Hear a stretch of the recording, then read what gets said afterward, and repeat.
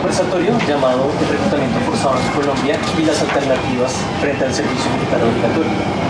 Este conversatorio lo hacemos en el marco de la exposición temporal que algunos ya han podido conocer, llamada Se acata pero se niega. El punto principal de esta exposición es mostrar cómo la negación de la política ha generado distintas acciones ilógicas de abuso de poder en Colombia en el siglo XIX. Por ejemplo, la corrupción, por ejemplo, la expropiación de las guardias indígenas y también el reclutamiento forzado a la población civil, concretamente durante los conflictos del siglo XIX. Esta lógica de abuso de poder plasmada en el reclutamiento a población civil no solamente fue una cuestión del siglo XIX, sino que ha perdurado a lo largo de la historia de Colombia y hoy vamos a poder conocer un poco más acerca de cuál es esa realidad de reclutamiento forzado, también en qué medida se relaciona o en qué medida dialoga con el servicio militar en Colombia, con dinámicas de militarismo y militarización. Para eso hoy nos acompañan Daniela Rocha y Alejandro Parra, a quienes agradezco muchísimo el haber aceptado esta invitación en nombre de la ACO, de la Acción Colectiva de Objetores y Objetoras de Conciencia. Daniela, por un lado, es abogada especializada en Derecho Internacional y énfasis en Derechos Humanos y Derecho Constitucional, con más de 6 años de experiencia en asesoría jurídica, litigio estratégico y negociación de contratos en América Latina. Ha liderado procesos jurídicos en sectores académicos, gubernamentales y corporativos y ha trabajado en defensa de derechos humanos, protección ambiental y análisis legislativo. Actualmente hace parte del equipo jurídico de la Acción Colectiva de Objetores y Objetoras de Conciencia, acompañando el asesoramiento a objetores de conciencia e investigaciones sobre los impactos de la doctrina militar en la sociedad. Por otro lado, Alejandro Parra es licenciado en Ciencias Sociales y máster en Educación con énfasis en Comunicación Intercultural y en Educación y Género de la Universidad Distrital Francisco José de Caldas. Objetor de conciencia y diseñador de juegos de mesa, cofundador de la COP y vinculado con esta organización desde el año 2009 en calidad de profesional de pedagogía, investigación y incidencia social. Entonces les agradezco nuevamente muchísimo el estar aquí, su participación y les doy la palabra. Muchísimas gracias. Vale, no, ustedes muchas gracias por la invitación. Pues en estos cortos minutos que tenemos también queremos como mostrarles un poco acerca de un trabajo que hemos realizado en investigación sobre esos impactos de la militarización hacia los jóvenes, principalmente las vidas, los territorios. Igualmente desde la COC hemos venido trabajando un poco el impacto que tiene toda la militarización hacia distintos enfoques, como principalmente el enfoque de género y étnico que se ha dado pues en la vida de toda la sociedad. Como en el espacio pues es estilo conversacional, queremos también un poco como lanzar algunas preguntas. Obviamente si alguien tiene alguna inquietud, alguna pregunta que podamos pues resolverlas, obvio súper bienvenido a que lo mencionen. Queremos desarrollar todo el espacio en 5 preguntas principales que consideramos pueden abordar un poco todo ese abordaje que tiene la exposición Se acata pero se niega. Sobre todo en el marco que esta exposición frente al tema de reclutamiento forzado se hace la pregunta de cómo el reclutamiento forzado y la militarización ha afectado la vida de los jóvenes.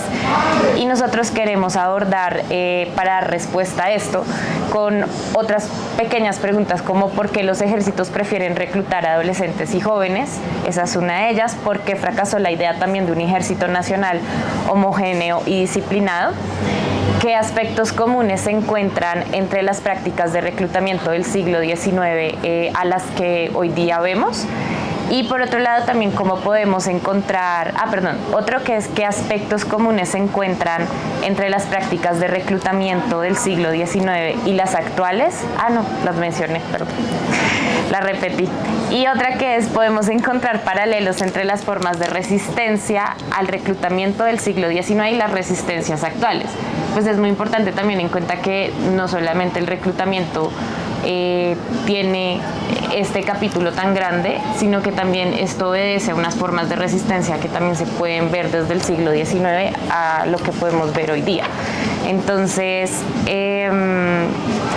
partiendo desde la primera pregunta de por qué los ejércitos prefieren reclutar a adolescentes y jóvenes, pues en este sentido históricamente los jóvenes han sido una población que es como el objetivo más fácil para los distintos actores armados para poder tomarlos y llevarlos de una manera más fácil a estas doctrinas militares.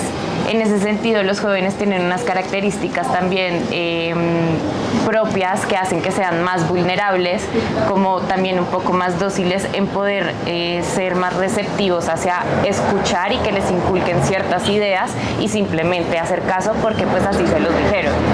Entonces hay ciertas también características físicas que incluso también los jóvenes, y por eso es una razón de la cual el reclutamiento de este tipo de población es más confluente, y es esa adaptabilidad y esa fuerza física que tienen todos los jóvenes. Pues es fácil que un joven tenga mayor resistencia física, mayor fuerza, mayor adaptabilidad a ciertos terrenos que una persona pues con mayor edad. Lo mismo frente a lo que mencionaba, el moldamiento como de su espíritu, análisis que tienen, o su parte psíquica, porque pues lo que les decía, son más vulnerables para que puedan inculcarles ciertas doctrinas militares y que ellos puedan seguirlas sin ni siquiera decir, oiga, pero esto a mí no me parece que sea lo correcto o lo incorrecto, sino simplemente las van replicando. Y todo esto también influye muchísimo en la sociedad, porque pues a lo largo del tiempo la sociedad siempre ha tenido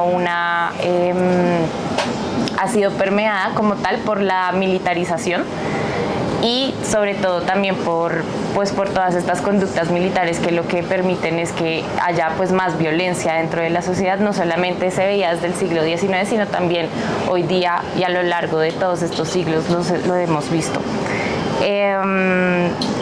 En ese sentido, pues realmente el reclutar a jóvenes es una estrategia propia que se puede evidenciar desde el siglo XIX al día de hoy.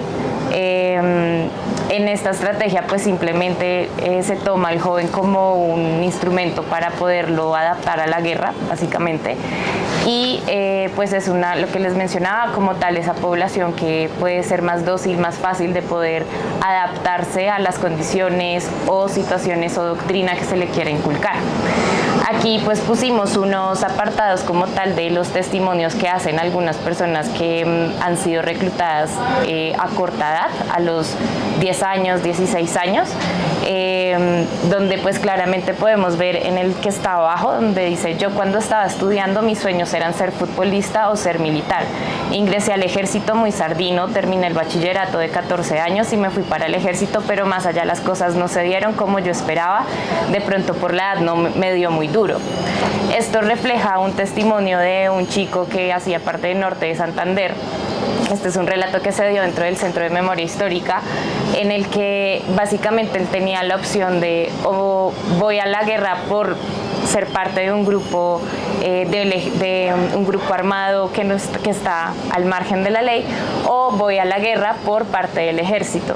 Aquí fue también más que todo una situación donde él dice ser voluntario de ir a la guerra, y esa es otra cosa que también queremos mencionar ahorita cuando pasemos a la pregunta de esas dinámicas de reclutamiento que estaban en ese momento y que pues se perpetúan hoy día. Pues realmente, ¿qué pasa? Que en ese momento la familia también decía, en el siglo XIX, muchos jóvenes lo que les sucedía, que hacían parte de poblaciones o sectores como negros, afros, indígenas o campesinos muy vulnerables, tenían la opción de: o nos vamos a participar con los grupos que están conformando se me va el término, la sociedad civil para alzarse en armas contra la realeza, o me uno a la monarquía y estoy con ellos. Entonces, esto que hacía que también se segregaran las familias y tuvieran que tomar una decisión, siendo personas con tan poca edad y con tanto que pues poder aprender y tener un discernimiento frente a lo bueno o lo malo. En este caso, entendiendo que este es un testimonio de 1997, vemos que realmente se perpetúa un poco más esta dinámica, donde la madre le dice: o te vas, yo prefiero que te vayas con el ejército a que te vayas con en ese momento estaba el ELN en el territorio. ¿Por qué? Porque prefiero que te vayas con el ejército, que lo valido más, a que te vayas y mueras con la guerrilla. Entonces, aquí vemos como el por qué se prefieren también reclutar esos jóvenes por esas características físicas, pero también esa manera en la que la propia familia o la misma sociedad los lleva a inculcar ese adoctrinamiento donde, hey, está válido que hagas parte de la doctrina militar, pero entonces vas a ser parte no solamente desde un lado opositor, sino vas a ser parte desde el lado del ejército para que no te pase nada, como por miedo, por decirlo así. No sé, Alejo, si quieras hablar algo más. Tal vez complementar en por qué los ejércitos prefieren reclutar adolescentes, es porque había una tradición presente no solo en Colombia, sino en otros países de que los niños hicieran parte de los ejércitos, que los niños hicieran parte de los grupos que se alzaban en armas. Porque esa tradición, para construir la ponencia para este conversatorio, tuvimos en cuenta varios textos. Uno de ellos es este de Jóvenes, Reclutas y Desertores, la juventud utilizada en Colombia, siglo XIX y siglo XX. Pero en este libro recogen unas imágenes, por ejemplo, de lo que fue la participación de niños en la Comuna de París y la reconstrucción también de otros conflictos históricos de guerras que se presentaron en el siglo XIX. Recuerden ustedes que en Colombia en el siglo XIX hubo aproximadamente como 96 guerras, ¿sí? Porque había guerras por absolutamente todo, se estaba todavía disputando el control en algunos territorios por parte de distintas élites locales, cacicazgos locales, y eso generaba o devenía en un país que tiene como una tradición muy fuerte del uso de la violencia para resolver conflictos, pues devenían en esos conflictos, y para poder nutrir de personas los contingentes. En esa época, digamos, como que la valoración de la vida de los niños y las niñas no es como ahora, sino era una valoración pues absolutamente, no sé, como de ubicar al niño como un adulto pequeño al que además le puedo pedir más cosas porque es más dócil que el adulto. Y más leal. Entonces, en esa lógica, el uso de niños estaba, digámoslo, normalizado. ¿Normalizado a qué punto? Pues que una postura que nosotros hemos planteado como ACOGO, que desde antes que saliera el informe de Una guerra sin edad, que eso es como 2016, 2015 ese informe, y es que el ejército en Colombia ha sido el principal reclutador de niños y niñas históricamente. O sea, el tope que alcanzó el ejército todavía no lo han alcanzado los grupos al margen de la ley. ¿Y por qué lo planteamos? Porque, por ejemplo, desde 1819 existía por orden presidencial la posibilidad de que los padres de familia, con una firma de los padres de familia, los niños pudiesen estar en el ejército desde los 10 años, 1819. Y hay documentos que ya, por ejemplo, en 1865 hacen pequeñas regulaciones en las que se ajusta esto y se dice no, desde los 10 no, desde los 15. Entonces, en 1865 ya se amplía la posibilidad, se restringe de 10 a 15, pero se deja claro que desde los 15 años también se podían recibir menores en el ejército.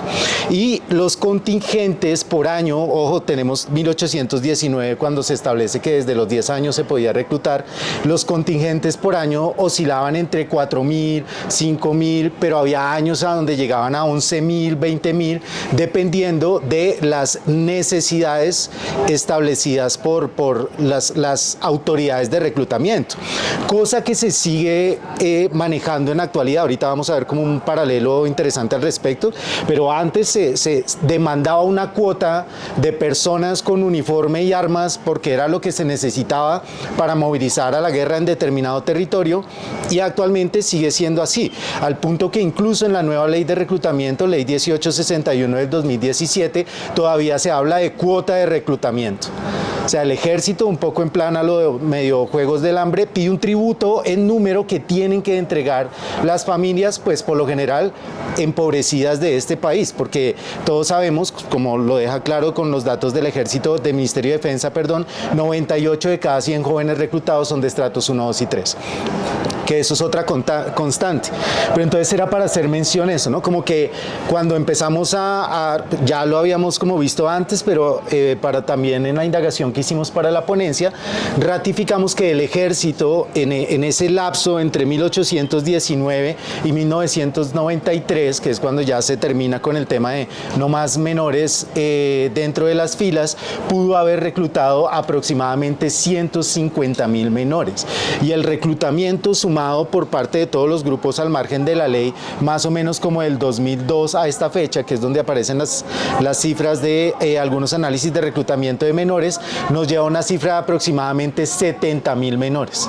Entonces, como que no en el análisis comparativo histórico, el reclutamiento de menores por parte del ejército fue mayor y además estaba normalizado socialmente porque había una autorización para que los padres entregaran a los niños al ejército.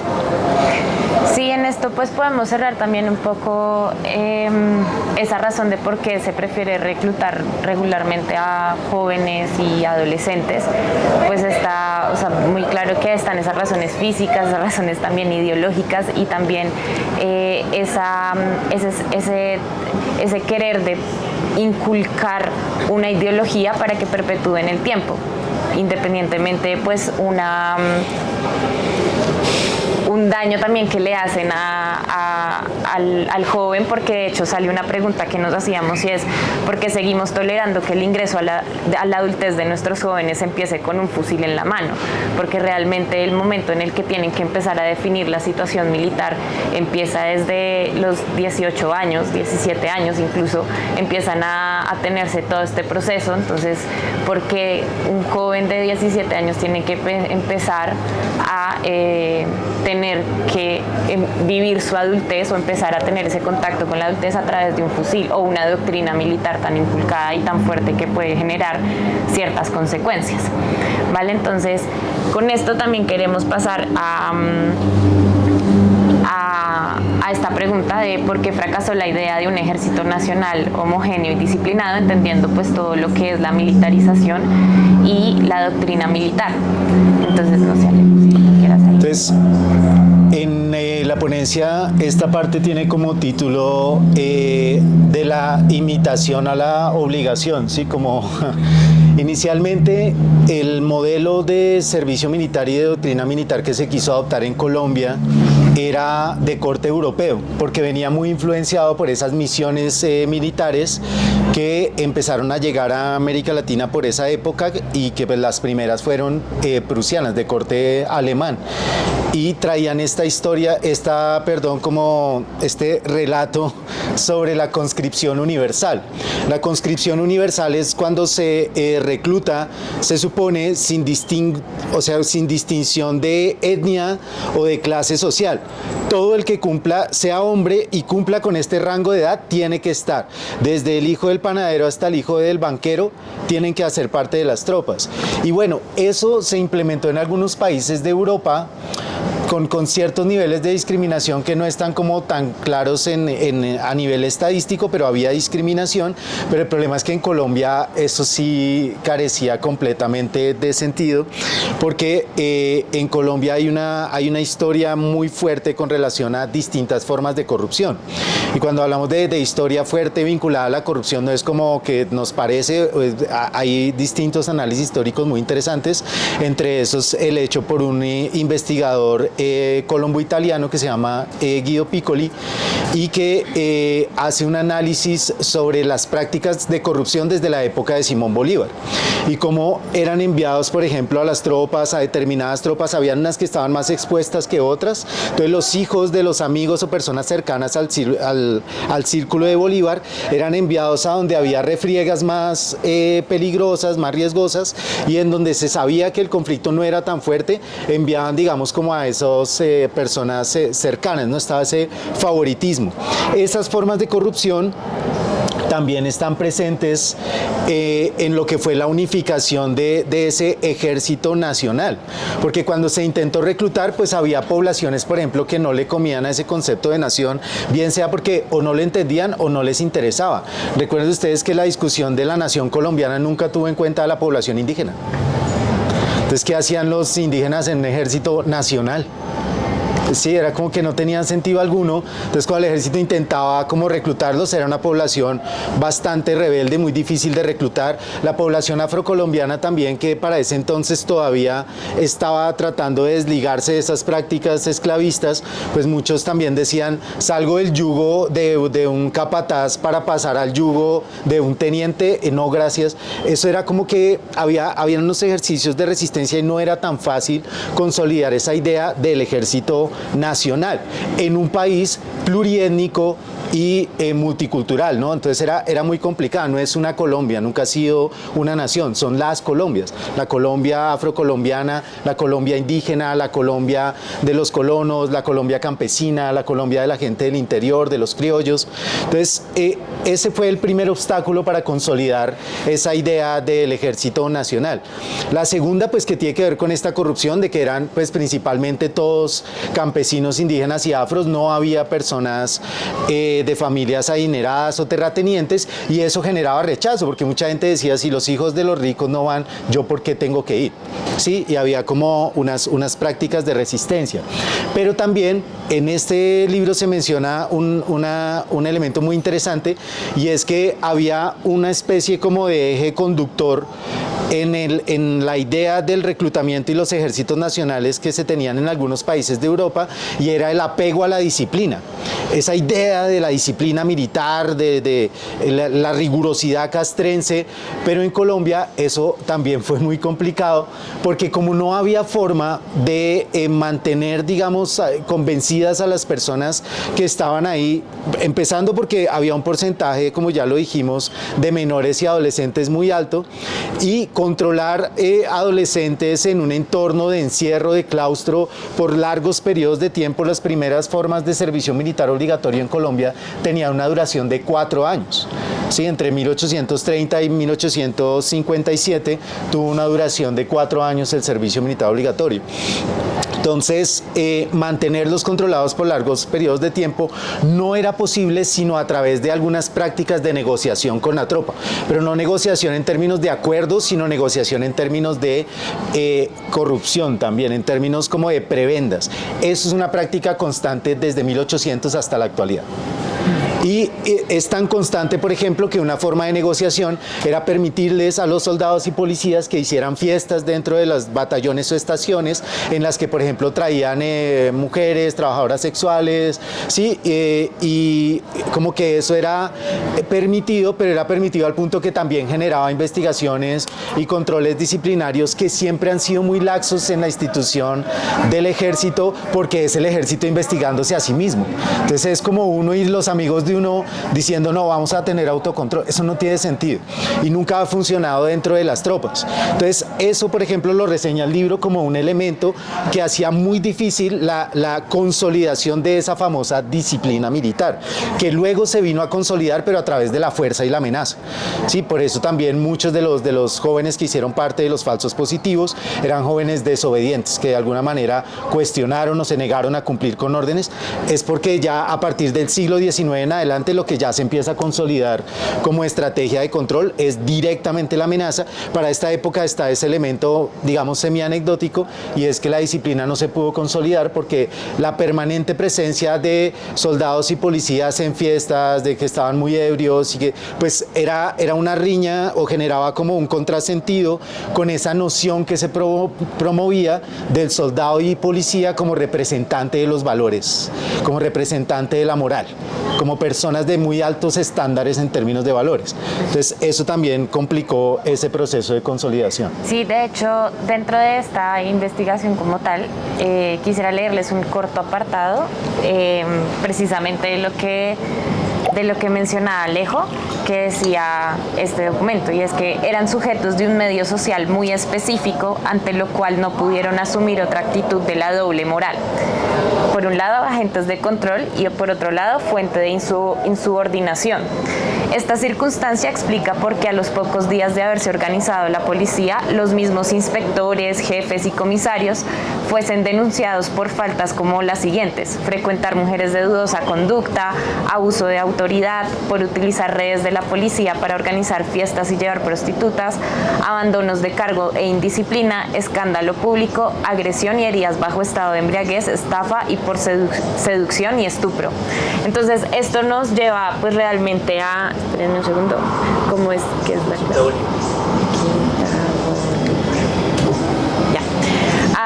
A llevar esas razones de por qué llegó a fracasar como tal ese ejército nacional homogéneo y disciplinado. O sea, toda esta conducta misma castrense también pues generó que abusaran o se tomaran tan propia esta conducta que llegaran a generar ese abuso de poder y generaran conductas como lo que nos menciona pues toda esta fuente bibliográfica que hemos consultado y que pues hemos constatado a través de estos textos cómo sucedía en este siglo XIX y que también hoy día perpetúa.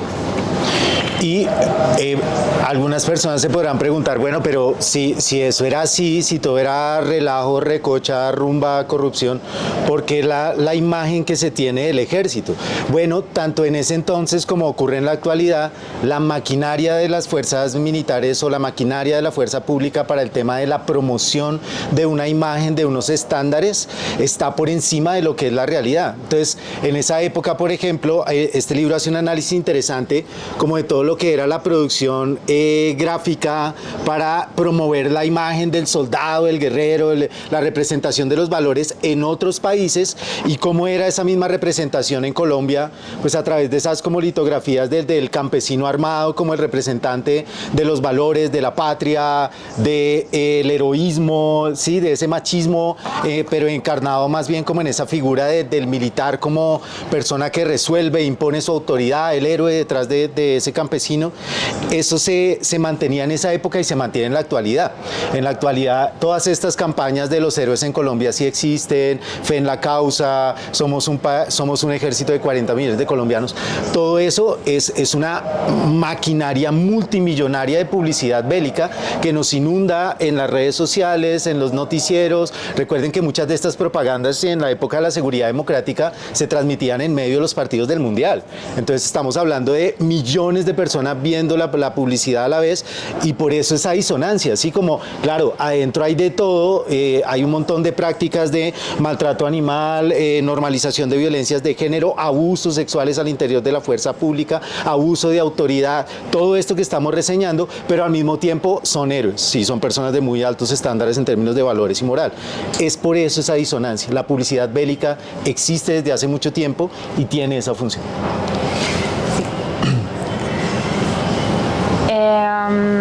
Y precisamente pues de esta pregunta nos enlaza otra que viene siendo como ya ese paralelo puntual de esos aspectos comunes que se encuentran entre las prácticas de reclutamiento del siglo XIX a las actuales y las implicaciones que tiene.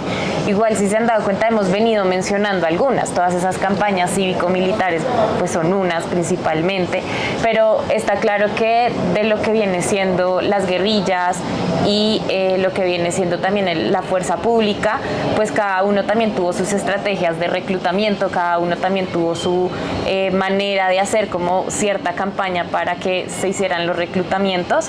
Algo que pues seguramente Alejo nos va a mencionar es mucho todo el tema de las campañas cívico-militares, que es como lo que más común podemos ver todos, pero no somos como tan conscientes del impacto que tiene estas campañas cívico-militares, porque recordemos que no solamente esta ponencia se enfoca en lo que es el reclutamiento forzado, sino también es el impacto que tiene la doctrina militar en la vida de cada uno de nosotros y pues principalmente los jóvenes y adolescentes. Entonces todo esto está muy ligado, puede que uno también lo pueda ver un poco así, pues de una propaganda y ya está, pero no, todo esto tiene un impacto realmente en nuestras vidas que tal vez no somos tan conscientes y pues está claro que todos tenemos de primera mano que la guerra no deja pues realmente nada positivo. Entonces, aquí vamos a hacer un paralelo entre formas de reclutamiento que había siglo XIX, se mantienen o no, o cómo se mantienen en la actualidad y cómo son implementadas o reimplementadas por otros grupos armados. Porque el reclutamiento forzado, de nuevo, tiene múltiples matices, ¿sí? Hay personas que hablan, por ejemplo, del tema de reclutamiento voluntario de personas tanto en el ejército como en grupos armados al margen de la ley, pero organizaciones sociales, objetores de conciencia e incluso universidades han cuestionado qué tan voluntario es cuando a veces las condiciones estructurales de tu entorno o de tu contexto inmediato te llevan allá. Es decir, tienes 17 años, no tienes ninguna opción laboral, no tienes acceso a educación superior, pero tienes el batallón a la salida del municipio y un montón de gente rumorando que al menos los soldados reciben la mitad de un salario mínimo legal vigente y que además las 3 comidas diarias, y eso es justo lo que vamos a mencionar, porque era como cuáles eran esos factores que llevaban a los jóvenes también a meterse a los batallones o a las estaciones de policía. También por otro lado, no solamente la parte de esos incentivos que dice el gobierno dar para poder hacer parte del ejército, sino también por el lado de las guerrillas. Muchas veces, como dice Alejo, vienen en contextos tan fuertes porque donde se ubican geográficamente en Colombia, sus contextos son básicamente de estar en medio de la guerra. ¿Y esto qué implica? Lo que les mencionaba al principio, que tengan que tomar una decisión, o me voy para este lado o me voy para el otro. Pero en muchas ocasiones las mismas familias ya hacen parte de algún grupo al margen de la ley o algún grupo o alguna guerrilla.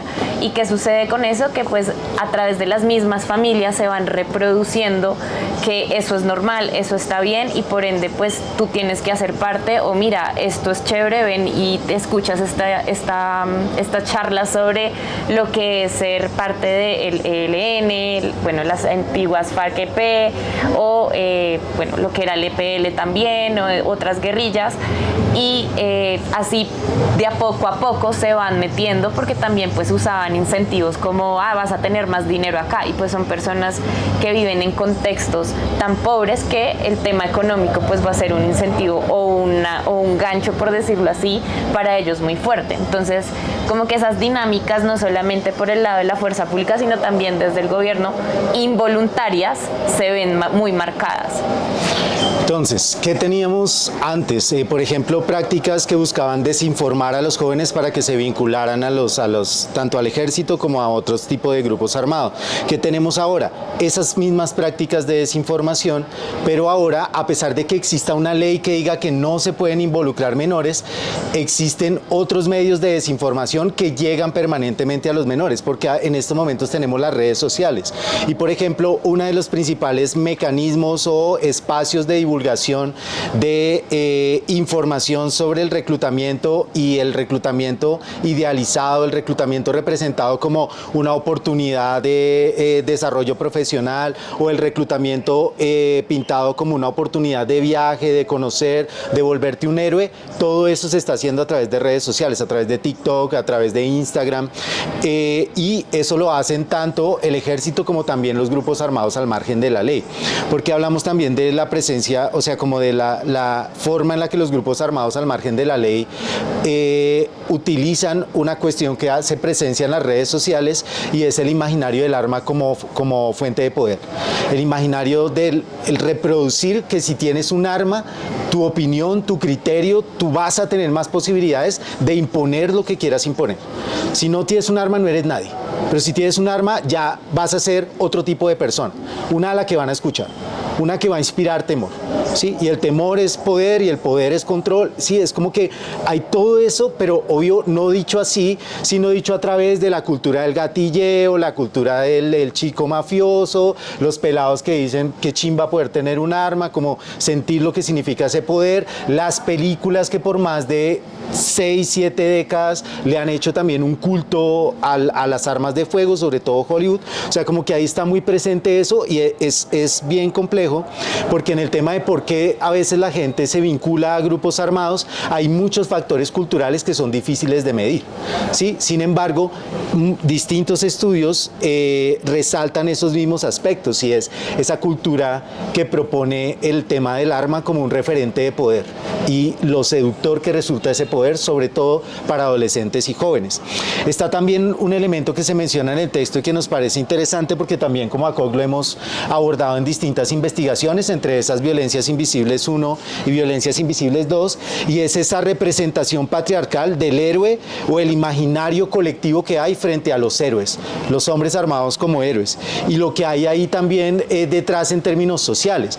Por ejemplo, en Violencias Invisibles 2, nosotros le hacíamos preguntas a hombres que han prestado el servicio militar y les decían, ¿hay alguna diferencia? ¿Ustedes sentían algo distinto cuando eran civiles a cuando se ponían el uniforme? Y algunos de ellos decían, sí, cuando uno se pone el uniforme uno siente como más poder, ¿no? Como que uno ya impone, y también allá nos decían todo el tiempo que en uniforme nos veíamos más sensuales para las chicas y que por eso había tantas chicas cercanas a los batallones y toda esa cosa. Eso nos va a llevar a otro elemento que ya ahorita más adelante vamos a hablar, que es un poquito más tenebroso, pero digamos como que está esa representación, ese imaginario del héroe, eso ha estado presente históricamente, es una tendencia histórica. O sea, el campesino armado era un campesino heroico, el campesino que se dedicaba a arar la tierra era un labriego. Y hemos escuchado muy pocas historias épicas sobre labriegos, pero sobre guerreros, un montón. La remuneración económica antes no estaba, pero estaba un reconocimiento en estatus, y ese estatus se trata de mantener en la actualidad, pero como ya no se puede mantener, entonces se complementa con el aporte económico. Eso es importante, porque digamos en 1800 no había remuneración económica alguna, era como que tú te regalabas y ya. El ejército te garantizaba las 3 comidas y no había más, y si te mataban indemnizaban a tu familia, pero esa indemnización aparece hasta 1900, antes de la ley 48 de 1993, o sea, no, eso no es de 1800, digamos como que la mayor parte del siglo XIX no había remuneración cuando ya te volvías oficial de la fuerza pública, pero no había remuneración, pero había estatus. ¿Qué tipo de estatus? Por ejemplo, este texto plantea un reconocimiento de estatus interesante, y es que en 1828 a las clases de tropas desde sargento primero e inclusive para abajo se les prohibía contraer matrimonio sin previa licencia de los respectivos comandantes generales de los departamentos o el jefe del ejército o división a la que pertenecían. No se podían casar sin autorización de sus mandos superiores. Entonces era como, claro, no te vamos a pagar, pero vas a poder decidir sobre la vida de otras personas. Y ese estatus de poder que se les daba a los integrantes de la fuerza pública, tanto de la policía como del ejército, pues establecía, digamos, un reconocimiento social enorme, que hacía que mucha gente sintiera orgullo de decir, mi hijo es oficial de las fuerzas militares, mi hijo es oficial de la policía, cosa que también se mantiene hasta hoy en muchas familias que tienen colgado el retrato de su hijo con el fusil y tal, porque es como un orgullo tener un héroe en la familia. Entonces, este tema del reconocimiento económico por parte del ejército no es constante, pero en términos de estatus sí se mantiene ahí. Y ahora en términos de los grupos armados, el reconocimiento económico es el principal gancho de reclutamiento de los grupos armados al margen de la ley o de las bandas criminales o incluso de las redes de explotación sexual o trata de personas. Porque nosotros como ACOC planteamos una metodología en la que le preguntábamos a jóvenes de distintas regiones en qué tipo de escenario de reclutamiento, y teníamos 4 escenarios de reclutamiento.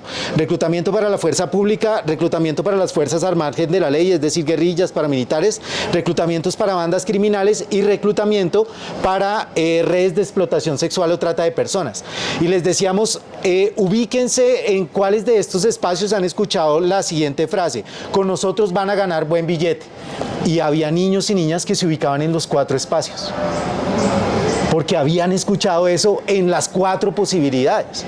¿Sí? Entonces el tema del recurso económico es lo que mantiene a un montón de personas que se siguen vinculando a la guerra, desde personas que participan en bandas criminales, guerrillas o paramilitares, en grupos de seguridad privada, redes de explotación sexual o incluso mercenarios, porque recuerden que Colombia también es famosa por la cantidad de mercenarios que exporta a nivel internacional. Y por último, un elemento que se mantiene también es te llevamos por la fuerza. Entonces el te llevamos por la fuerza estaba presente de 1819 en adelante a través de la práctica de las levas, que era la salida en los camiones en esa época como pues eran como zorras tiradas ahí por mulas y caballos, y llevaban así a los jóvenes a los batallones, y a quienes llevaban a labriegos, campesinos, indígenas, afrocolombianos. Nunca, no hay como registros históricos de personas adineradas que eran arrastradas a la fuerza a los batallones. Y eso es una constante, porque nosotros, digamos, venimos a lograr que se reduzca la práctica de batidas, que es el nombre moderno de las levas, que la batida era esto de que le decían al pelado en la calle su libreta militar, y el pelado decía, no, es que yo no la he podido sacar porque está, hermano, para el camión, y lo subían al camión, y a los 30, 40 minutos el pelado ya estaba en el batallón, y al otro día ya estaba inscrito para salir a Tolemaida, a San José del Guaviare, al Caquetá, a zona roja del conflicto armado. Eso es una constante, o sea, ese se mantiene, y es reclutamiento forzado de alguna forma, aunque el nombre que le da la Corte Constitucional es detención arbitraria con fin de reclutamiento, y es también el nombre que le da Naciones Unidas, porque Naciones Unidas tiene un grupo especializado que es la Oficina para Asuntos vinculados a detenciones arbitrarias con fin de reclutamiento. Y en los grupos armados al margen de la ley también está el tema de, este libro reseña como en 1840 había los grupos de bandoleros o las primeras guerrillas que se llevaban a los jóvenes como en lógica un poco de tributo. Entonces le decían a la familia, usted tiene 4 hijos, denos 2 a la causa, y con eso aseguramos que ustedes están incluidos en la protección que vamos a hacer de este territorio, ¿sí? Y la familia tenía que entregarle los hijos a estas bandas. Eso se mantiene en la actualidad, tomando en cuenta también, como vos lo señalabas, que también hay unos elementos de por qué van los jóvenes, y entre esos está el hecho de que en algunos contextos, en algunos municipios de este país, pues la situación es tan dura que los chicos no comen sino 2 veces al día, 1 vez al día, y bien sea en la guerrilla o bien sea en el ejército, les dicen acá habrá 3 comidas. Y eso ya es un elemento de motivación. O en algunos casos los chicos están bajo unas prácticas de violencia intrafamiliar o abuso sexual tan denso que dicen, aquí al menos me están prometiendo que me sacan de la casa.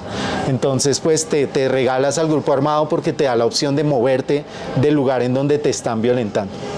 Sí, y pues como para evidenciar un ejemplo como tal de en el siglo XIX, esas falsas promesas que le hacían al campesinado, a los esclavos, a las personas que en su momento eran personas pero no tenían derechos porque no tenían como tal su ciudadanía, esas promesas que les decían, sí, si usted viene y se vincula acá, le vamos a dar su ciudadanía y sus derechos como persona, o sea, lo vamos a volver persona.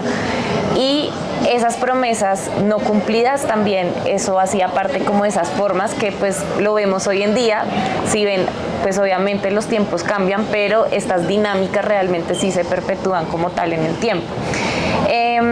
Algo muy importante pues como tal de este apartado es tener en cuenta que todavía los jóvenes y el uso del aparato militar como forma de control a los sectores excluidos, porque estas abatías principalmente se hacían, y hay que hacerlo referencia a estratos 1 y 2, y de igual manera en el siglo XIX estas levadas se llevaban principalmente a los sectores de la población más vulnerable en su momento, que eran los negros, los esclavos, los campesinos pobres, como les decían, que no tenían como tal una tierra, pero pues igual eran, pues sí, tenían alguien que les daba órdenes. Estos eran como la población que en el siglo XIX más que todo hacían estas levas y se llevaban a los jóvenes. Hoy día, te ayudo. Sí, hoy día sucedía pues hasta el 2017 con todo este cambio de las batidas, y gracias a todo el trabajo que se hizo dentro de ACOC, que se logró visibilizar, que se logró hacer esa incidencia política y jurídica, pues ya las abatidas como tal pues no las batidas eran. Las batidas, perdón, como tal, pues no están pues permitidas, y si llegan a darse, pues obviamente hay mecanismos y obviamente uno tiene que oponerse a eso porque pues no debería suceder. Y sin embargo, encuentran formas, ¿no? En la Sí. actualidad, por ejemplo, vemos a efectivos del ejército aquí en San Victorino o en los portales de siempre en Transmilenio, porque de nuevo, población estratos 1, 2 y 3, entonces ¿en qué portales se hacen? En el portal del sur, en San Mateo, en el Tunal, en el portal de Suba, en el portal de Kennedy, en Banderas, y están ahí, digamos, como con unas libreticas, con unos, sí, es como un talonario de citaciones, y lo que le dicen al joven es, si usted no va, se gana una multa. Y esa multa es de medio salario mínimo legal vigente y es acumulable. Y si usted entonces no se presenta, y eso que le están diciendo al pelado es falso. Pero el pelado dice, yo estoy llevado y además le voy a meter una deuda a mi familia en este momento, ¿dónde le firmo? Esa firma que hacen los pelados en la calle, eso es absolutamente irregular. No hace parte del debido proceso para definir la situación militar, pero es una forma de, digamos, detención arbitraria, porque lo que hacen es, mediante la intimidación, bajo la amenaza de multa, hacer que la persona firme, y una vez la persona se presenta, ya de allá no va a salir. O sea, las posibilidades de que salgas del batallón una vez entraste se reducen significativamente. Y pues por último también mencionarles que acá sigue siendo el cuerpo del joven, o sea, del adolescente, del joven como tal, ese campo de vulnerar sus derechos, realmente llevándolos hacia la guerra, porque vuelve a ser este joven una disputa en saber qué va a ser su proyecto de vida, porque los están realmente obligando a hacer seguramente a labrar como tal su proyecto de vida dentro de la doctrina militar, y no realmente como tal vez quieran ser o atletas o pintores o incluso catedráticos o otro proyecto de vida, corporativos, yo qué sé. Pero sí es importante resaltar que estas dinámicas de reclutamiento pues lo que hicieron es que perpetuaron en el tiempo, si se dan cuenta, y también siguen siendo muy específicas hacia a un grupo poblacional. O sea, no hay distinción en eso realmente. Vamos a paralelos. Sí, acá muy rápidamente, y sobre todo acá queremos hacer énfasis en lo que trabajamos directamente dentro de la COC, que hacemos mucha incidencia, que viene siendo la objeción de conciencia, y son esos paralelos de las formas de resistencia al reclutamiento que pudimos ver dentro del siglo XIX y también que vemos hoy día. Frente a estos contextos, pues es importante lo que hemos mencionado durante las otras preguntas, y es ese contexto de las estrategias que se hicieron para ir a un grupo poblacional en específico. Pues en el siglo XIX iban específicamente a este grupo y a estos sectores más vulnerables: los negros, los esclavos, los campesinos pobres, los indígenas. Por otro lado, pues hoy día vemos que se van también aligados hacia sectores más vulnerables, como personas de estratos 1 y 2, jóvenes y adolescentes. ¿Qué sucede? Que en esto podemos encontrar que esas estrategias de resistencia, como lo vemos en la época del siglo XIX, vienen siendo también ese levantamiento de las guerras civiles que se dieron, todas esas resistencias que se dieron frente a ciertos ideales del momento.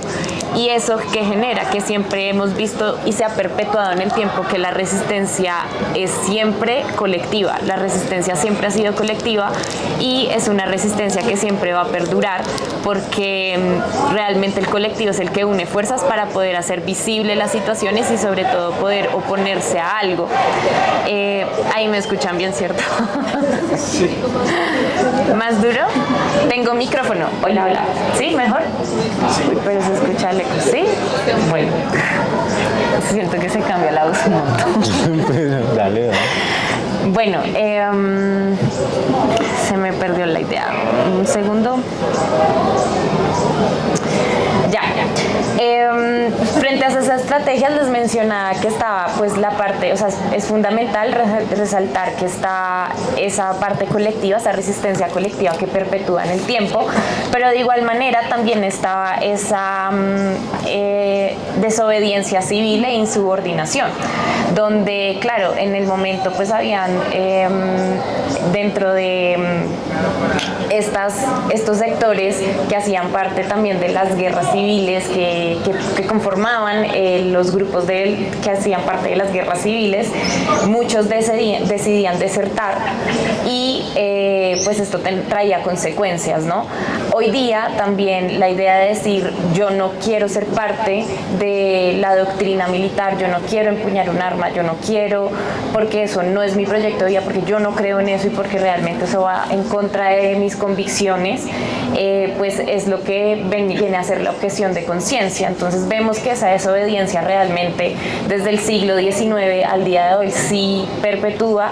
Obviamente algo que pues ha venido a desarrollarse viene a ser todo el componente de la normativa, que obviamente pues que realmente la objeción de conciencia aparezca en la Constitución como un derecho fundamental ayuda bastante a que los jóvenes puedan acceder a este mecanismo y de esa manera pues decirle a la fuerza pública y al ejército, venga, yo no voy a ser parte y necesito que se me defina mi situación militar porque yo soy objetor de conciencia a través de esta causal de exclusión. Y yo creo que aquí quien más puede hablar de esto pues es Alejo, porque él es objetor de conciencia y que pues ha estado en toda en este activismo e incidencia como tal. Pero pues tengo otras dos también maneras de resistencia que existían, que viene siendo también la violencia e intimidación como respuesta estatal, precisamente a todos esos desertores, no solamente desde el siglo XIX, sino también hoy en día. De hecho, desertar es un delito, entonces pues esa resistencia de voy a desertar, voy a buscar la manera de cómo puedo irme de acá, o se escapan, o incluso también pues buscan a las organizaciones sociales para que les brindemos el apoyo y el acompañamiento para poder hacer pues este proceso de deserción sin que existan tantas implicaciones y consecuencias.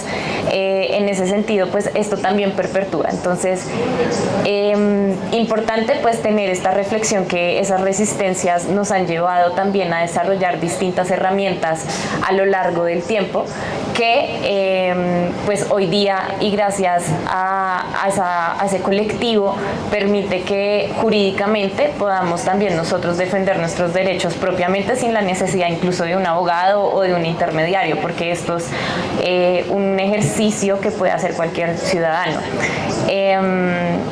Pues yo creo que con esto, pues principalmente como para abordar ese paralelo, pero no sé, Alejo, si quieres hablar algo más sobre... Sí, hay una forma de resistencia que también es una constante histórica, y no solo en Colombia, sino en otros países también, tanto latinoamericanos como a nivel global. Esa práctica es sencillamente el esconderse, el no dejarse agarrar. Y es histórica, es decir, la historia de los desertores viene incluso de antes del ejército romano. O sea, siempre ha habido personas que dicen, perdóneme, pero yo a esto de ir a empalar gente no me le apunto.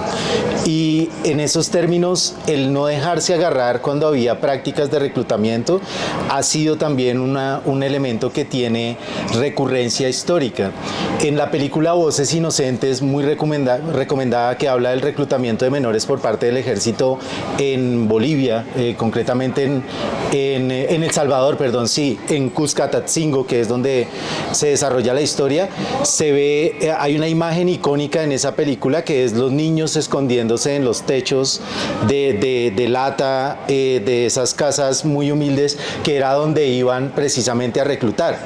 De la misma manera, quisiéramos leer acá un fragmento que es el de que es más fácil encontrar un venado que un hombre, porque hay un momento en donde uno de los oficiales de reclutamiento, ya de esas prácticas de reclutamiento que venían desde el ejército neogranadino, entrega un parte al entonces general Alcántara Herrán, y en ese parte le dice Me es sensible y vergonzoso comunicar a usted que a pesar de las respectivas urgentes órdenes a los alcaldes y jueces territoriales, no se ha podido conseguir la reunión de un solo hombre a causa de que todos se han ocultado temerosos de la guerra.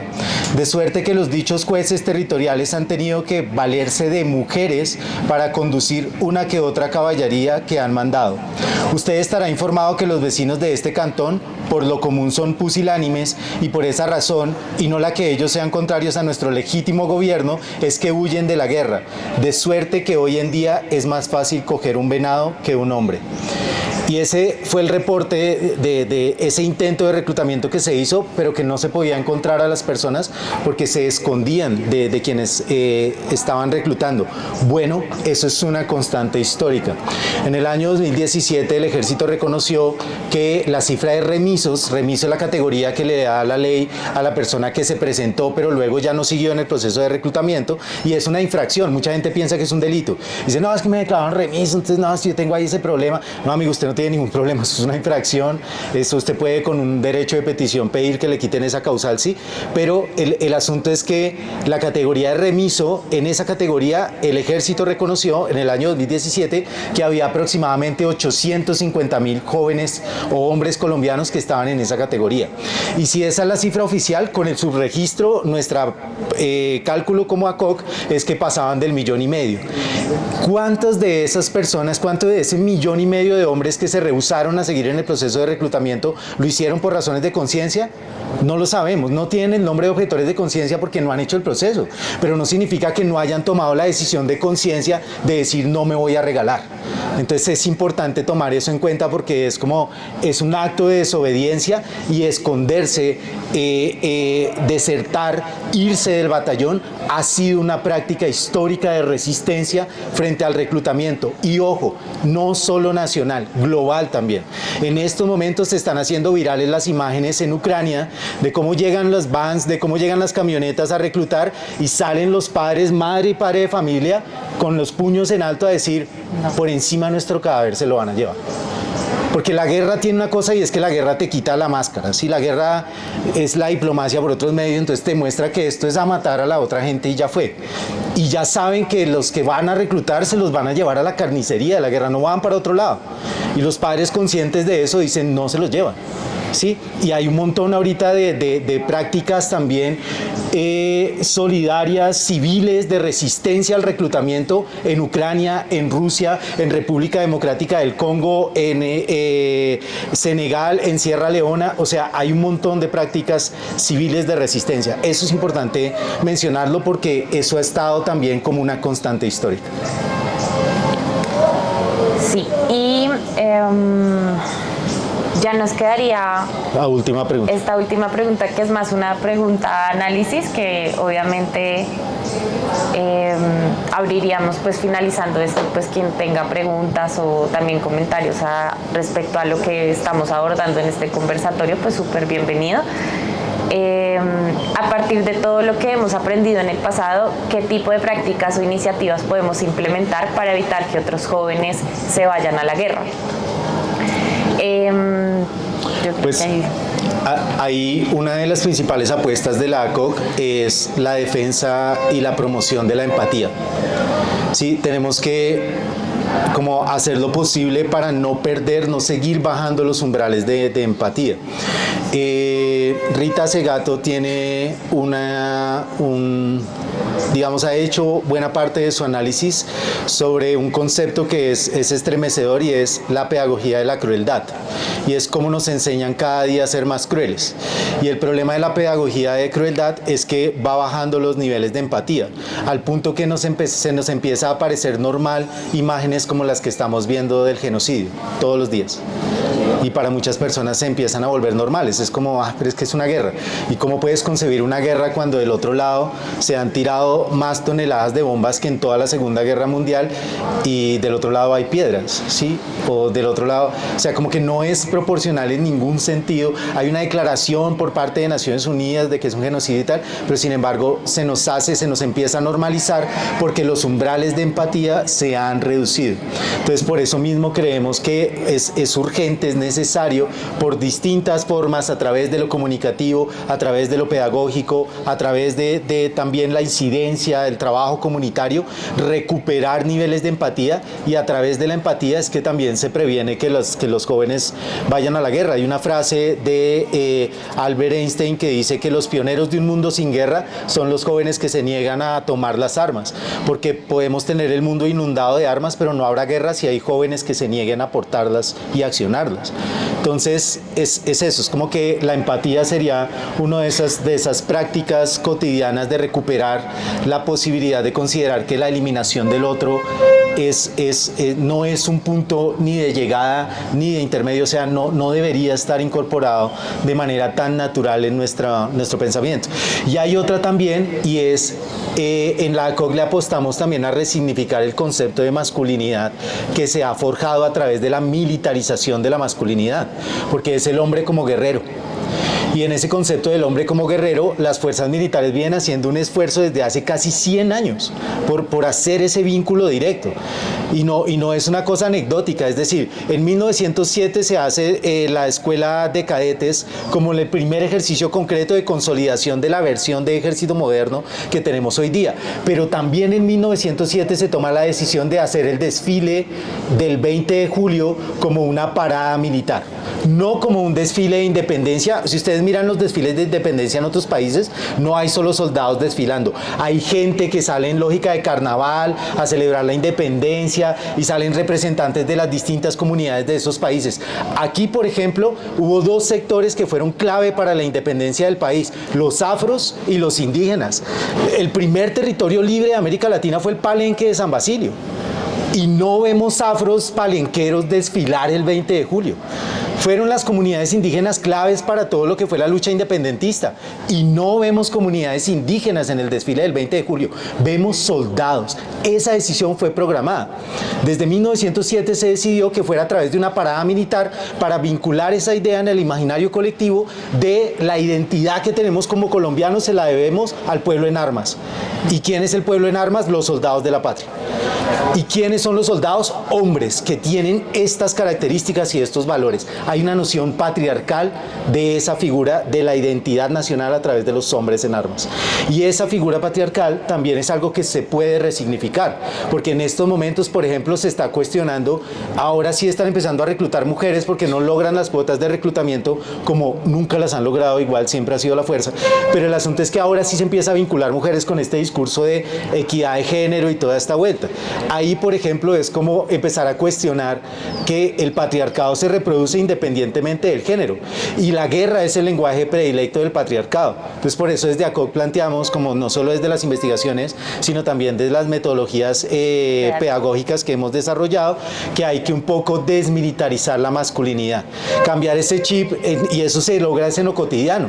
A nosotros nos militarizan la masculinidad desde pequeños. El regalo para los niños es la pistola, la espada, los guantes de boxeo. El regalo para las niñas es la muñeca, la cocinita, porque se supone que las mujeres tenemos que programarlas desde pequeña para el cuidado, y a los hombres se les programa desde pequeños para el combate, para la agresividad.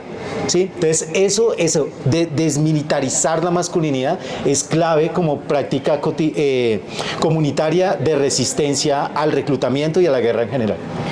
Sí, yo creo que algo también muy significativo que se vio durante la construcción de esta ponencia es esa, de lo que hemos aprendido del pasado es que claramente la exclusión y la desigualdad son factores primordiales para que sucedan estas condiciones en las que los jóvenes lleguen a participar o sean los principales en estar como miembros dentro de un cuerpo militar.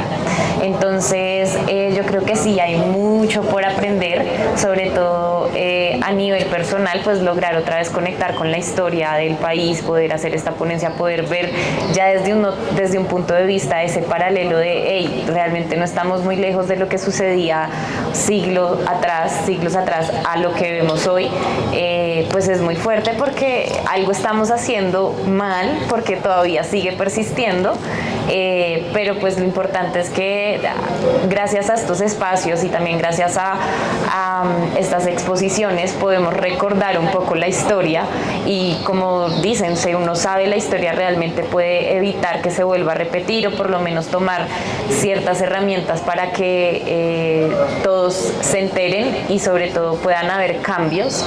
Entonces yo creo que algo que sí que podemos decir que hemos aprendido del pasado o de esas prácticas o iniciativas, por lo menos pues mi profesión es ser abogada y desde mi componente como profesional puedo decir que hay herramientas jurídicas que muchos desconocemos, incluso a veces uno siendo abogado puede llegar a desconocer, que no tiene uno por qué ser abogado para aplicarlas y no se conocen porque simplemente no hay ese proceso pedagógico para que la ciudadanía lo conozca. El ejemplo pues es la objeción de conciencia. Creo que si salimos nomás aquí a la Plaza de Bolívar a preguntar si conocen qué implicaciones tiene la objeción de conciencia, si la conocen o por lo menos creo que vamos a llevarnos sorpresas con las respuestas que pueden tenerse. Entonces no solamente es desde una disciplina tal vez llamándolo así aportar a la sociedad, sino que creo que es el colectivo de disciplinas que permite que la misma sociedad pueda aprender y sobre todo hacer cambios. En este ámbito pues del reclutamiento hay mucho que aprender y lastimosamente pues sí somos un país en el que el conflicto persiste y en razón a que persiste pues obviamente hoy día de hecho hay una cifra en TikTok que Alejo me mandó donde decía, no me acuerdo bien el tiempo, pero era como cada hora un niño está siendo reclutado a través de TikTok. Entonces hoy día incluso ya sabemos que todavía sigue persistiendo que hayan jóvenes que vayan a la guerra, así que evitar que no vayan a la guerra realmente es un trabajo muy muy largo, pero pues desde la COC seguimos firmes como creyendo que es algo a lo que se le apuesta y obviamente a esa desmilitarización de la vida y los territorios. Entonces yo creo que con eso podemos concluir y abrir a las preguntas. Quiero de pronto antes de cerrar esto, estamos como en una transformación del paradigma de lo que ha sido Colombia, ¿no? En términos de cómo nos ve el mundo, ¿no? Estamos saliendo de la historia de las fosas comunes, de donde se le vestía a los jóvenes de militares para matarlos y hacerlos pasar por guerrilleros y que esto contribuyera a unas políticas de Estado, ¿no? En este caso de gobierno, en el caso del gobierno de Álvaro Uribe Vélez. Este cambio de paradigma se está dando a tal nivel que hoy Colombia es visto como el país de la belleza, la potencia de la vida, donde palpita la vida del mundo, ¿no? Como haciendo referencia a la Sierra Nevada de Santa Marta. Y para hablar del contexto, por ejemplo, de las alternativas que hoy tienen los jóvenes, ¿sí? Para salir de esa alternatividad que da la guerra, que da el reclutamiento, bien sea irregular o regular, pues tenemos algo que dentro de las políticas de gobierno, de este gobierno del cambio, se ha marcado como el servicio social para la paz, ¿no? Entonces, en lo que se buscaba, lo que decía el compañero, brindarle a las personas una capacidad de solidaridad que pueda generar una empatía de colaborar en el aspecto de la salud, en el aspecto del agro, en el desarrollo de la ciencia y de la tecnología, ¿no? Entonces, me parece que también hay que mencionarlo, ¿no? Es muy válido, es muy importante en referente pues a lo que es este conversatorio. Muchas gracias. Quería hacer énfasis en eso, en el servicio social para la paz del gobierno del presidente Gustavo Petro. Y había otra, sí. Mejor. Bueno, sí, principalmente agradecer por el espacio, creo que se deberían de repetir sobre todo en los barrios populares, ¿no? Que es precisamente donde esos jóvenes de colegio, esos jóvenes que apenas están graduándose, pues tienen dos alternativas. Una es o qué hago para ingresar a la universidad u otra es cómo hago para ingresar al ejército. Entonces creo que sí debería como, pues, establecer estos espacios. Y mis preguntas van como muy asociadas al tema histórico y es si se tiene como una documentación, algún registro de cómo se reclutaba a esos esclavos, a esos campesinos en el siglo XIX, teniendo en cuenta que la esclavitud se acababa pues como a mediados de 1851 más o menos, y los esclavos pues eran de sus dueños. Entonces pues que un esclavo fuera al ejército pues era como, me quitan mi esclavo, cuánto me lo compran, cuánto sí, entonces si se tiene como algún registro sobre eso. Y también decir un poco el tema de la propaganda, porque ahora pues las bandas criminales no solamente dan esa propaganda de cuánto poder se tiene por medio del arma, sino también qué puedes obtener frente a esto. Entonces salen los chicos con motos, salen los chicos con las cadenas de oro y decir como también cómo controvertir esta propaganda, ¿no? Porque si un chico de barrio popular pues no ve otra o ve que su madre trabaja todos los días y no recibe realmente una bonificación gracias a esto y ve que otro chico de mi colegio, de mi grado, está con esas armas, con una moto a los 15, 14 años, pues yo también, pues, ¿por qué no? ¿Sí? Entonces también cómo se hace esa pedagogía frente pues a esa propaganda, que no solamente la hace el ejército, sino también estas bandas criminales que cada día están más arraigadas al territorio. Y también preguntar un poco sobre la ideología que se tenía en ese siglo XIX y cómo se tiene ahora, ¿sí? Porque antes pues la ideología era como, por ejemplo, lo vemos en los tiempos de Simón Bolívar, que si tú te unías al ejército de patriotas porque estabas liderando tu pueblo, ¿sí?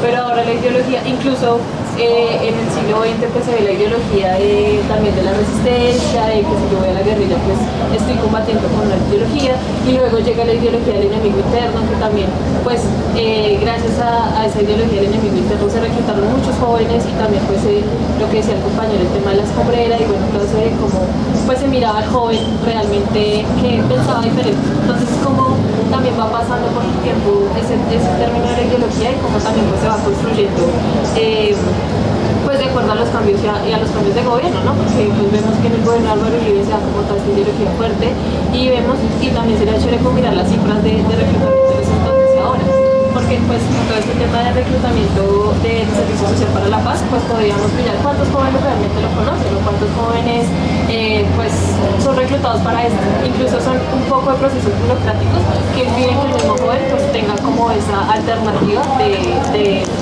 resolver su situación militar. Y termino con el tema del reclutamiento femenino, que me llama mucho la atención, porque incluso este reclutamiento femenino empieza a tener boga no solamente por el discurso de que vamos a hacer la equidad de género, sino que empieza a tener boga en el gobierno de Duque, que es cuando vemos que muchos militares entran a violar a niñas indígenas, entran por temas de violación, y la respuesta de la vicepresidenta fue pues reclutemos mujeres para que no haya más procesos de violación, ¿sí? Entonces como también mirar el discurso de este reclutamiento femenino, de que a las mujeres no los brindan como, venga, pues usted también puede poner un arma, usted también puede ir a la guerra, pero detrás de esos discursos pues vienen algo más oscuro, que es cómo le quito que el hombre vaya a la comunidad a violar si tiene a la mujer ahí, ¿sí? Entonces creo que se lo diagnostico. Vale. ¿Cuál sería el alcance de la objeción de conciencia para hablar del uso de menores dentro del conflicto? Cuando uno habla de las formas en que se vinculan a los menores de edad en el conflicto, habla del uso y reclutamiento. ¿Cuál sería el alcance? Y lo otro, frente a esta última pregunta, quería ir a agregar, y es, no sé si acá muchos lo conocen, y es el 12 de febrero, que es el Día Internacional contra los niños en la guerra. Es decir, que le decimos no más niños dentro de la guerra. Entonces creo que es una iniciativa también a nivel mundial que hay que reconocer, así un poco en términos de incidencia, en términos de visibilización también del fenómeno del reclutamiento. Vale. Listo. ¿Alguien más tiene preguntas? Pues yo pienso que también es necesario la participación del Estado en territorio. Lo que pasa es que sí es cierto que necesitamos sensibilizar. O sea, es como la primera arma, porque digamos a un niño de 10, 12 años tú no le vas a decir que va a tener oportunidades porque sigue siendo un niño. Entonces, contra esa población uno diría construyo a través de la sensibilización y subir los niveles de empatía y todo eso que ustedes decían que es muy válido. Pero cuando ya un chico está de 17 años, que va a cumplir la mayoría de edad y en teoría podría empezar a trabajar, entonces haría falta la intervención del Estado de manera real en territorio, porque realmente parte de que las personas acudan a la guerra y ya siendo mayores de edad, digamos, en grupos al margen de la ley, el tema es que no hay qué hacer. Entonces es ahí cuando dicen, no, pues si en este territorio no tengo oportunidades para trabajar, no tengo, que también lo habían dicho ustedes en algún momento de la ponencia, pues entonces me vinculo a un grupo que me genere un ingreso y que le genere un ingreso a mi familia. Entonces otra de las prácticas que ya no serían tanto desde los grupos o desde las iniciativas sociales, sino realmente la intervención del Estado. Porque si el Estado realmente brinda oportunidad a la comunidad, genera trabajo y genera, bueno, tantas cosas que pueden hacer, yo creería que también de cierta manera disminuyen un poco el querer hacer parte de los grupos. Sí. Dale, gracias. A mí me llama la atención que nosotros aquí hablamos de los jóvenes, pero ¿por qué no hablamos nosotros de los padres de familia? Porque mire que los padres de familia también deben saber el derecho y cómo defender a sus hijos. Porque siempre como que hablamos de los jóvenes, y me llamó mucho la atención lo que decía Alejo, de que los papás dijeron, no, sobre mi cara se lleva mi hijo. Entonces también es como tener en cuenta ese factor de padres. ¿Cómo nosotros podemos también hacer que los padres defiendan a sus hijos? Listo. Bueno, bueno, pues ya aquí vamos anotando las preguntas. ¿Tú quieres hablar del Servicio Social para la Paz? Pero yo diría que de último. Listo. Bueno, vamos a dejar, vamos a empezar más bien mencionando sobre lo del tema de que nos mencionas. ¿Cómo es tu nombre? Tatiana. Tatiana y María Fernanda. El tema primero de María Fernanda. Yo tengo aquí sobre el tema un poco más de fomentar como espacios más pedagógicos hacia cierta población de jóvenes, porque es lo que nos mencionabas, como que cómo se llega a el joven que ve a su amigo que tiene moto, tiene dinero, tiene la cadena de oro, mejor dicho, que es súper popular y tiene poder adquisitivo. Pero pues tiene 17 años o hasta 15 años, porque a veces los vemos más jóvenes, ¿no? ¿Cómo llegamos a sus espacios? Tal vez cómo se les puede hablar a ellos para que puedan dimensionar un poco más estos impactos que pueda tener el vincularse a un grupo armado o hacer parte como tal de la doctrina militar. Por ahí era esa primera pregunta, ¿cierto? Bueno, pues realmente desde el trabajo de la COC se ha trabajado mucho y de una manera bastante incidente en lo que es la pedagogía. La pedagogía ha ido a distintos colegios a nivel distrital. Gracias también a la cooperación internacional se ha podido tener como todo este financiamiento para poder llegar allá, poder hacer espacios pedagógicos, poder comentar un poco sobre lo que son los impactos de la doctrina militar, sobre estas violencias basadas en género incluso también, y de igual manera que puedan conocer un poco sobre la objeción de conciencia y el proceso de definir la situación militar. De hecho, pues Alejo es uno de los que realmente hace toda esta parte práctica, principalmente desde el campo pedagógico y las metodologías que realiza la COC con distintas metodologías pedagógicas para poder llegar a la población juvenil. Obvio es un reto muy grande, o sea, no quiere decir que la COC, mejor dicho, creo que ahí se van a mojar. ¿No? Que la COC realmente pueda tener resultados en corto, como decir así, cuando también, claro, esto es un deber, así como lo decías, como Mayra, también es un tema propio del Estado, que ellos también tienen que tener estas políticas públicas pedagógicas para poder fomentar, pues, o por lo menos visibilizar los impactos de la doctrina militar. ¿Por qué menciono doctrina militar? Porque es que la doctrina militar también se ve dentro de las organizaciones armadas. O sea, no solamente ejército, fuerza pública, sino también en bandas criminales. Entonces, pues creería que te podría comentar un poco más como del trabajo de la COC, igual si quieres conocer un poco más de ese trabajo que se hace a nivel pedagógico de la COC y quisieras como también alzar tu voz y ayudarnos a llevarlo pues a otros sitios, súper bienvenida, la verdad. No sé, Alejo, si quieras decir algo. Sí, sobre dos cosas que mencionaste. La primera, la pregunta que hace sobre cómo era el reclutamiento de esclavos.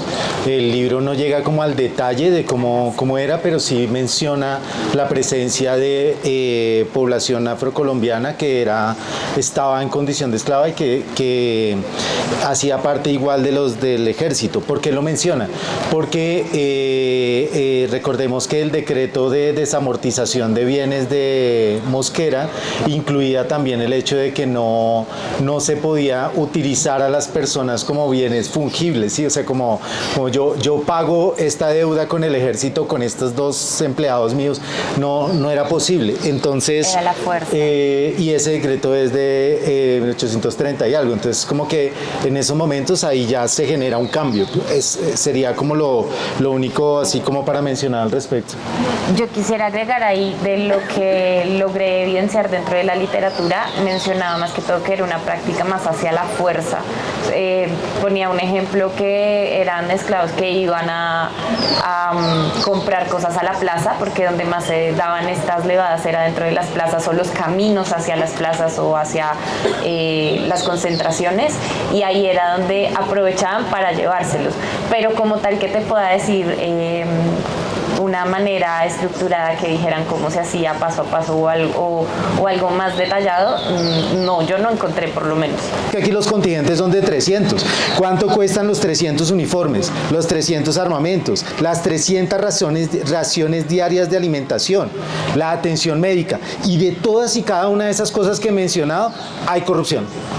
Hay cartel de los uniformes, hay cartel de Indumil, hay el cartel de las raciones de alimento, estuvo también el cartel de la hemoglobina, que fue famoso también en las fuerzas militares. O sea, es la corrupción que genera todo el sector defensa en Colombia es difícil de calcularla. Solo, por ejemplo, lo que ganan por el concepto de venta de libretas militares. En promedio venden por año entre 35.000 y 40.000 libretas militares. ¿Cuánta plata es eso? Cuando hay libretas militares que oscilan entre los 2 millones y pueden algunas llegar hasta los 8 millones de pesos. ¿Sí? Entonces, esa corrupción hace que ya no están llegando hombres, meta mujeres para poder cubrir esas cuotas de reclutamiento porque se necesita. Entonces, eso es una estrategia. Y así como lo dices, es una estrategia para manipular y hacer que las mujeres digan, no, pues qué chévere, ahora también que nosotras tenemos esa oportunidad. No, la única oportunidad que le estás dando es la que el ejército siga ganando plata, porque eso es en concreto lo que está sucediendo con mantener las cuotas de reclutamiento. Ahora, frente a lo que planteabas de la objeción de conciencia frente al uso de menores, nosotros hicimos parte de la de la coalición contra la vinculación de niños y niñas al conflicto armado y de la Coalico, y también hemos como camellado en distintas regiones con organizaciones que tratan de prevenir el reclutamiento de menores. Y lo que vemos a través de la figura de la objeción de conciencia es que es complicado, porque como está establecida en la ley para, poderse oponer al reclutamiento realizado por el ejército para ir a la guerra, pues el procedimiento no sería el mismo, ¿sí? Es decir, no se radica un derecho de petición en el cambuche X o al frente tal para que no se lleven a los niños. Esa es, digamos, la dificultad por ese lado, pero no quiere decir que no haya formas de objeción de conciencia que no podrían contribuir a reducir el reclutamiento o el uso de menores en el conflicto armado. En algunos países en donde se usan menores como República Democrática del Congo o Sierra Leona, el uso de menores y el conflicto armado está vinculado a dinámicas minero-extractivas, por lo general, como en Colombia. Por eso nosotros tenemos 34 batallones minero-energéticos, que es usar la seguridad pública para proteger a la multinacional que está sacando oro en Cajamarca o que está sacando gas en tal parte o que está sacando tierras raras en otro lado. Entonces, como existe eso, muchas personas en términos del reclutamiento de menores, que usan menores para poder desplazar territorios y luego también los usan en estas labores minero-extractivistas, lo que se propone a nivel internacional es la objeción de conciencia para el pago de impuestos que sean favorables a esas industrias. Es decir, personas que dicen, yo no quiero que haya más tráfico de tierras raras, razón por la cual este impuesto que me cobra el Estado o esta plata que yo estoy pagando para tal cosa la voy a dejar de pagar por razones de conciencia, porque esa industria industria, ese recurso, ese aporte se va para esta entidad que está utilizando menores, o se va para financia de alguna manera el conflicto armado que usa menores para esto. Y eso ha tenido, me parece que ha sido subestimado el impacto que eso tiene, porque en un análisis que planteaba Save the Children hace más o menos unos 7 años, decían como las campañas de comprar productos que se aseguraba que los productos venían de comunidades que no estaban vinculadas al conflicto armado, o de formas, digamos, de el cacao o formas de explotación del producto que no estaban vinculados al conflicto armado, era una forma también de desfinanciar el conflicto armado. Y como lo dije en el ejemplo anterior con el ejército, lo que motiva muchas guerras es precisamente el lucro, ¿sí? Entonces aquí estamos los que defendemos la parte de los cocaleros o todo lo que tiene que ver con la elaboración de la cocaína, pues el lucro alrededor de eso es lo que financia buena parte de esos grupos armados. Y sobre esa industria es complicado decir que no se pagan impuestos o que se hace objeción de conciencia, porque es una industria ilegal. Pero, por ejemplo, también hay grupos armados, como ya se ha comprobado en Colombia, vinculados a todo el tema de el monocultivo de palma africana, el monocultivo de cacao y otras agroindustrias o otros elementos que están presentes, digamos, como en esta dinámica minero extractivista. La objeción de conciencia frente a ese tipo de prácticas podría ser una alternativa. ¿Querías decir algo más o no? No. Entonces, y ahora lo del servicio social. Con lo del servicio social queríamos hacer un comentario, y es que nosotros consideramos que el servicio social, primero, no era la opción ideal, porque esto me parece que hay que decirlo pues de la manera más clara y contundente posible. Este gobierno del cambio incurrió en una práctica similar a la del gobierno de Uribe, a la del gobierno de Santos, y el único que no hizo eso fue Duque, y fue que prometieron eliminar el servicio militar obligatorio para luego no hacerlo. Entonces, la promesa de campaña fue la eliminación del servicio militar obligatorio. Y la mejor regulación, la postura de la COG en esto es unánime, y es que la mejor regulación posible al servicio militar es su eliminación. Ya. Sí, o sea, que es que ahora hay un servicio social que establece la posibilidad de que 5.000 jóvenes vayan, pero resulta que al mismo tiempo, ese mismo año, 17.000 jóvenes van a seguir prestando el servicio militar obligatorio y van a estar en las mismas dinámicas que acabamos de mencionar en esta exposición. Eso es lo complicado, que lo que sentimos fue que el servicio social fue una negociación con el ejército muy cortada a favor de los intereses del ejército y no a favor de lo que necesitan los jóvenes en el país. Que es un piloto interesante, por supuesto que lo es, que las 11 modalidades que establece, hay que mirar eso, qué posibilidades abre, digamos, para las poblaciones juveniles en distintos territorios, por supuesto que lo es, pero un servicio social, de nuevo, que va a estar solo con un cupo limitado para 5.000 personas, porque fue la negociación que se hizo con el ejército para no afectarles mucho el reclutamiento, no debió surgir así. Y lo segundo, un servicio social para la paz, en donde, por ejemplo, un joven presta el servicio social en la modalidad de pedagogía para el acuerdo de paz, que es una de las modalidades sobre las cuales nosotros incluso hicimos aportes de contenido en perspectiva crítica, ¿no? Como que creemos que ahí, por ejemplo, cómo se debería preparar un joven para hacer pedagogía sobre el acuerdo de paz. Pero ¿qué pasa cuando el joven termina su servicio social para la paz en la modalidad de hacer pedagogía para el acuerdo de paz? Que le dicen bienvenido a la reserva del Ejército Nacional, porque queda en la reserva y está en el decreto. Entonces, es como que nos parece que esto es un absurdo. Claro. Y con esto no queremos decir como, uy, no tiene sentido, sino es, ojalá eso se pueda transformar y mejorar. Porque si sigue como está, pues el Servicio Social para la Paz va a ser una muy buena intención que no va a estar bien aplicada por las limitaciones de la negociación que se hizo con las fuerzas militares. Esa es la postura que tenemos nosotros como ACOC.